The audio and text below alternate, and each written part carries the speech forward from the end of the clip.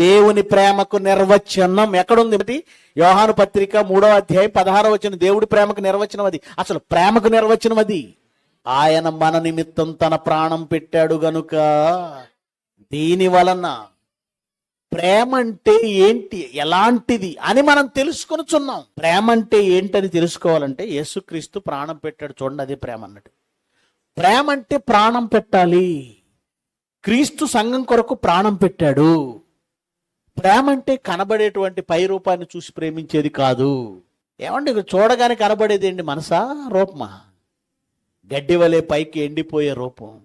పై రూపాన్ని చూస్తున్నాడు. Love at first sight అంటున్నాడు. ప్రేమ అంటే అది కాదండి. దక్కలేదని యాసిడ్ పోసేవాడు ఒకడు, కత్తితో పొడిచేవాడు ఒకడు, వెంటబడి నరికేవాడు ఒకడు, ప్రాణాలు తీసేవాడు ఒకడు.